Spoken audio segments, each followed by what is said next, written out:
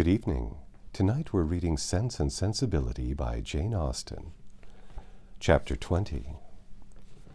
As the Miss Dashwoods entered the drawing-room of the park the next day, at one door Mrs. Palmer came running in at one door. Mrs. Palmer came running in at the other, looking as good-humored and merry as before. She took them all most affectionately by the hand and expressed great delight at seeing them again. "I am so glad to see you," said she, seating herself between Elinor and Marianne, "for it is so bad a day I was afraid you might not come, which would be a shocking thing, as we go away tomorrow. We must go, for the Westons come to us next week, you know. It was quite a sudden thing, our coming at all, and I knew nothing of it till the carriage was coming to the door. And then Mr. Palmer asked me if I would go with him to Barton. He is so droll. He never tells me anything. I'm so sorry we cannot stay longer. However, we shall meet again in town very soon, I hope." They were obliged to put an end to such an expectation. "Not go to town!" cried Mrs. Palmer, again with a laugh. "I shall be quite disappointed of you if you do not. I could get the nicest house in the world for you next door to ours, in Hanover Square. You must come. Indeed, I am sure you'll be very happy. I will be very happy to chaperone you at any time till I am confined, if Mrs. Dashwood should not like to go into public." They thanked her, but were obliged to resist all her entreaties. "Oh, my love," cried Mrs. Palmer to her husband, who just then entered the room, "you must help me to persuade the Miss Dashwoods to go into town this winter."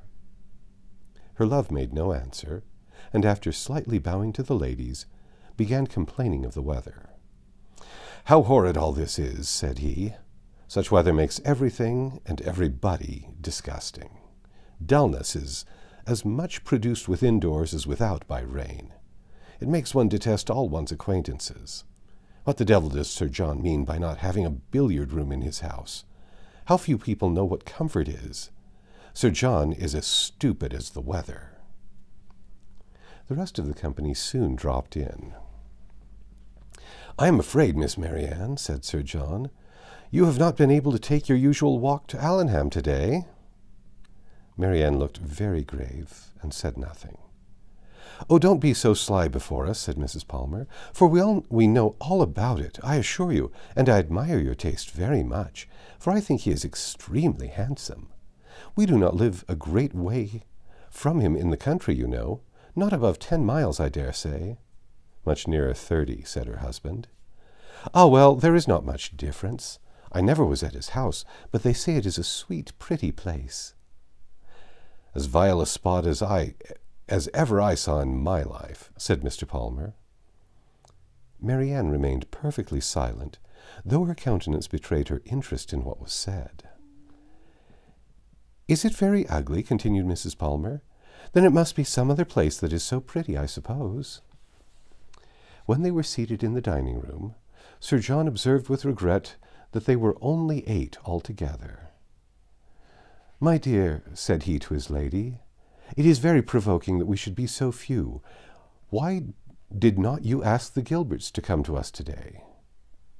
"Did I not tell you, Sir John, when you spoke to me about it before, that it could not be done? They dined with us last." "You and I, Sir John," said Mrs. Jennings, "should not stand on such ceremony." "Then you would be very ill-bred," cried Mr. Palmer. "My love, you contradict everybody," said his wife, with her usual laugh. "Do you know that you are quite rude?" "I did not know I contradicted anybody in calling your mother ill-bred." "Aye, you may abuse me as you please," said the good-natured old lady. "You have taken Charlotte off my hands, and cannot give her back again. So there I have the whip-hand of you." Charlotte laughed heartily to think that her husband could not get rid of her, and exultingly said she did not care how cross he was to her, as they must live together. It was impossible for anyone to be more thoroughly good-natured or more determined to be happy than Mrs. Palmer. The studied indifference, insolence, and discontent of her husband gave her no pain, and when he scolded or abused her, she was highly diverted. "Mr. Palmer is so droll," said she in a whisper to Eleanor. "He is always out of humor." Eleanor was not inclined, after a little observation, to give him credit for being so genuinely and unaffectedly ill-natured or ill-bred as he wished to appear. His temper might perhaps be a little soured by finding, like many others of his sex, that through some unaccountable bias in favor of beauty, he was the husband of a very silly woman. But she knew that this kind of blunder was too common for any sensible man to be lastingly hurt by it. It was rather a wish of distinction, she believed, which produced his contemptuous treatment of everybody, and his general abuse of everything before him. It was the desire of appearing superior to other people. The motive was too common to be wondered at, but the means, however they might succeed by establishing his superiority in ill-breeding, were not likely to attach anyone to him except his wife. "Oh, my dear Miss Dashwood," said Mrs. Palmer soon afterward, "I have got such a favor to ask of you and your sister. Will you come and spend some time at Cleveland this Christmas? Now pray do, and come while the Westons are with us. You cannot think how happy I shall be. It will be quite delightful.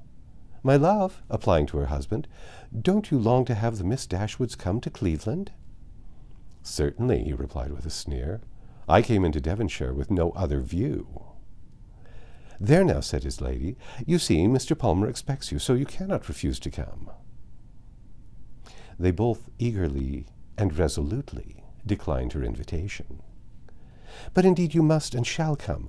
I am sure you will like it of all things. The Westons will be with us, and it will be quite delightful.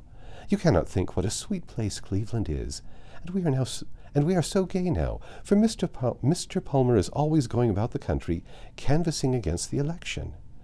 And so many people come to dine with us that I never saw before. It is quite charming. But, poor fellow, it is very fatiguing to him, for he is forced to make everybody like him." Eleanor could hardly keep her countenance as she assented to the hardship of such an obligation. "How charming it will be," said Charlotte, "when he is in Parliament, won't it? How I shall laugh! It will be so ridiculous to see all his letters directed to him with an M.P. But do you know, he says he will never frank for me. He declares he won't. Don't you, Mr. Palmer?" Mr. Palmer took no notice of her. "He cannot bear writing, you know," she continued.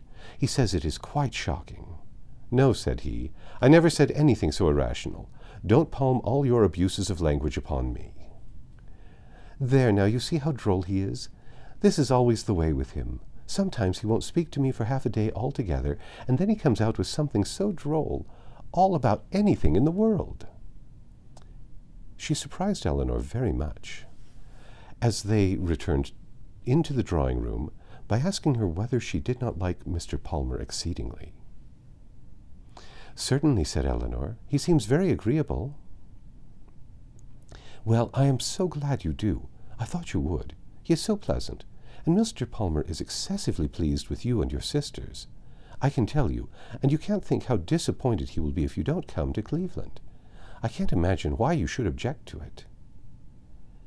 Eleanor was again obliged to decline her invitation, and, by changing the subject, to put a stop to her entreaties. She thought it probable that, as they lived in the same country, Mrs. Palmer might be able to give some more particular account of Willoughby's general character than could be gathered from the Middletons' partial acquaintance with him, and she was eager to gain from anyone such a confirmation of his merits as might remove the possibility of fear for Marianne. She began by inquiring if they saw much of Mr. Willoughby at Cleveland, and whether they were intimately acquainted with him. "Oh, dear, yes, I know him extremely well," replied Mrs. Palmer. "Not that I ever spoke to him, indeed, but I have seen him forever in town. Somehow or other, I never happened to be staying in Barton while he was at Allenham. Mamma saw him here once before, but I was with my uncle in Weymouth. However, I dare say we should have seen a great deal of him in Somersetshire, if it had not happened very unluckily that we should never have been in the country together. He is very little at Combe, I believe, but if he were ever so much There, I do not think Mr. Palmer would visit him, for he is in the opposition, you know, and besides, it is such a way off. I know why you inquire about him. Very well. Your sister is to marry him. I am monstrously glad of it, for then I shall have her for a neighbor, you know. Upon my word, replied Eleanor, you know much more of the matter than I do, if you have any reason to expect such a match.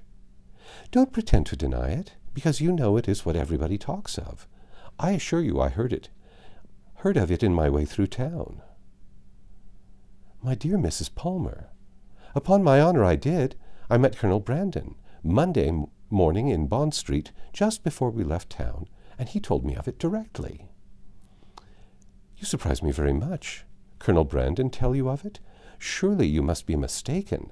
To give such intelligence to a person who could not be interested in it, even if it were true, is not what I should expect Colonel Brandon to do. But I do assure you it was so, for all that, and I will tell you how it happened.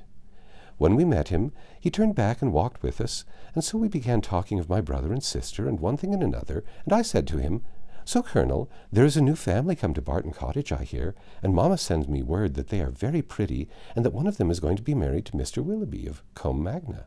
Is that true, pray? For of course you must know, as you have been in Devonshire so lately. And what did the Colonel say? Oh, he did not say much, but he looked as if he knew it to be true. For from that moment I set it down as certain. It will be delightful, I declare. When is it to take place? Mr. Brandon was very well, I hope? Oh, yes, quite well, and so full of your praises. He did nothing but say fine things of you. I am flattered by his commendation. He seems an excellent man, and I think him uncommonly pleasing. So do I. He is such a charming man, and it is quite a pity he should be so grave and so dull. Mamma says he was in love with your sister, too. I assure you it was a great compliment if he was, for he hardly ever falls in love with anybody. Is Mr. Willoughby much known in your part of Somersetshire? Said Eleanor. Oh, yes, extremely well. That is, I do not believe many people are acquainted with him, because Combe Magna is so far off, but I think they all think him extremely agreeable. I assure you, nobody is more liked than Mr. Willoughby wherever he goes, and so you may tell your sister. She is a monstrously lucky girl to get him, upon my honor, but not that he is much more lucky in getting her, because she is so very handsome and agreeable that nothing can be good enough for her. However, I don't think her hardly at all handsomer than you, I assure you, for I think you both excessively pretty, and so does Mr. Palmer, too, I am sure, though we could not get him to own it last night. Mrs. Palmer's information respecting Willoughby was not very material, but as any testimony in his favor, however small, was pleasing to her. I am so glad we got acquainted at last, continued Charlotte, and now I hope we shall always be great friends. You can't think how much I longed to see you. It is so delightful that you could live at the cottage. Nothing can be like it, to be sure, and I am so glad your sister is going to be well married. I hope you will be a great deal at Combe Magna. It is a sweet place, by all accounts. You have been long acquainted with Colonel Brandon, have you not? Yes, a great while, ever since my sister married. He was a particular friend of Sir John's, I believe. She added in a low voice. He would have been very glad to have had me, if he could. Sir John and Lady Middleton wished it very much, but Mamma did not think the match good enough for me. Otherwise Sir John would have mentioned it to the Colonel, and we should have been married immediately.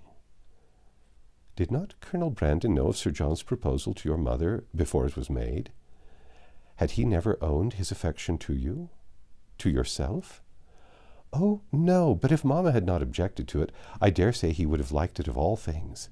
He had not seen me above twice, for it was before I left school. However, I am much happier as I am. Mr. Palmer is just the kind of man I like. That's the end of chapter 20. Come back tomorrow and we'll read chapter 21.